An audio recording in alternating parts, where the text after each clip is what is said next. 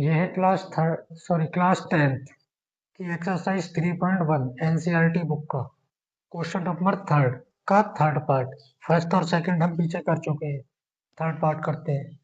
करना क्या है इसमें, अनुपातों A1/A2, B1/B2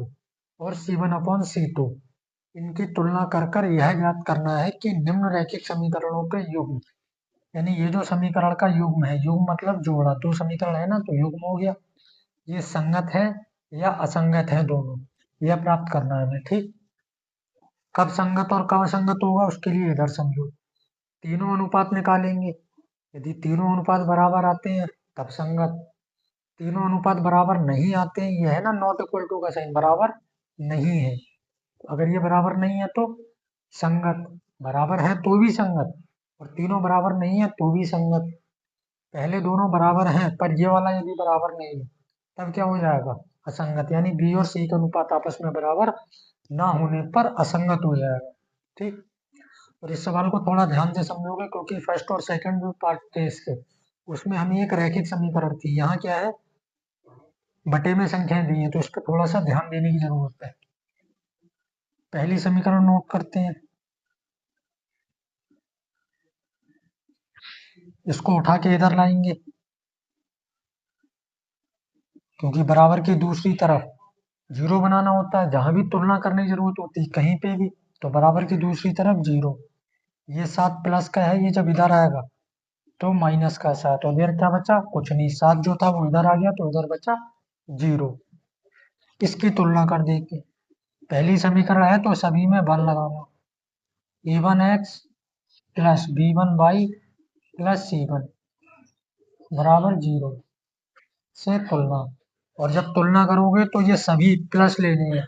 यहाँ ये मत देखना कि यहाँ प्लस यहाँ माइनस है तो हम यहाँ साइन इसके हिसाब से लें, गलत हो जाएगा सवाल, तुम्हें प्लस ही लेना है। a1 की वैल्यू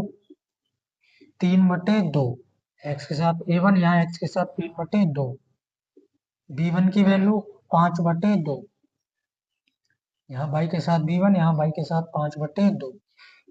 और c1 की वैल्यू माइनस का 7। इसी तरह समीकरण दूसरी लिखेंगे, समीकरण दो क्या है, 9x माइनस 10y, और ये 14 बराबर की दूसरी तरफ है, इसको उठा के इधर लाएंगे तो ये माइनस हो जाएगा, तो चिन्ह बदल जाएगा बराबर से एक तरफ से दूसरी तरफ जाने का। ये दूसरी समीकरण, तो इसकी तुलना करेंगे तो सभी में 2 लगा देंगे, a2x plus b2y plus c2 बराबर 0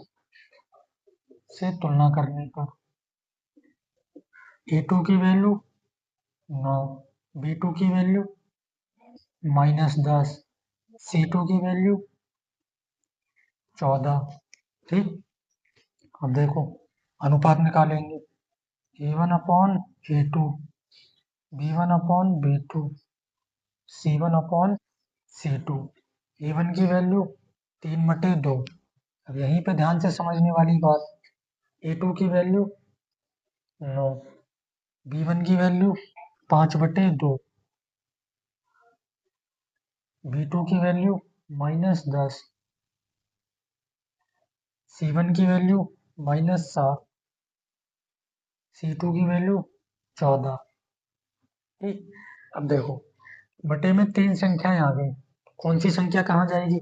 क्योंकि कुछ सवालों में आपने देखा होगा, कुछ सवालों में तो सबसे नीचे वाली संख्या नीचे वाली संख्या में ही जाती है, और कुछ सवालों में नीचे वाली संख्या ऊपर जाती है। ऐसा आपने अपने स्कूल वगैरह में, ट्यूशन वगैरह में जहाँ भी पढ़ते हो वहाँ आपने ऐसा पढ़ा होगा कि ये संख्या नीचे भी जाती है और ये ऊपर भी जाती है। ऐसा कब होता है, तो अब इसके लिए देखो 3/2, 3/2 यानी ये वाली संख्या बटे में दी थी, ये संख्या तो अलग से लगाइए ना अकेली, ये तो बटे में नहीं है, ऊपर वाली बटे में दी हुई थी, तो ये अकेली है, जब अकेली होगी तो नीचे जाएगी। और अगर सपोज करो ये ऐसे होता कि 9 ऊपर होता अकेला और फिर नीचे वाली संख्या 3/2 होती, ये वाली बटे में है ना, तो ये कहाँ जाएगी, ऊपर,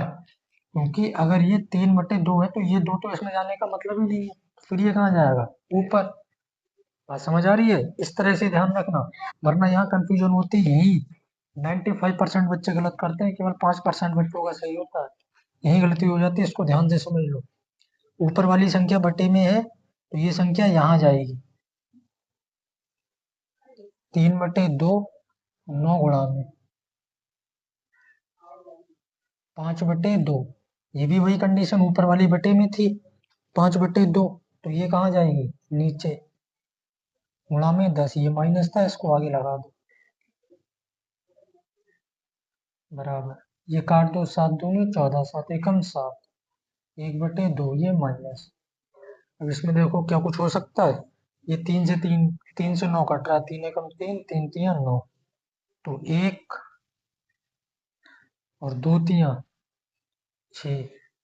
इधर 5 से ये कट जाएगा, 5 दूनी 10, तो ऊपर 1, नीचे 2 दूनी 4 और ये माइनस, इधर कितना है माइनस का 1/2, 1/6, 1/-4 माइनस 1/2, तीनों ही क्या है बराबर नहीं है। अगर तीनों ही बराबर नहीं है तो क्या हो जाएगा संगत। ठीक, ये इसका सेकंड पार्ट भी जो सॉरी थर्ड पार्ट भी कंप्लीट हो गया, नोट कर लो इसको।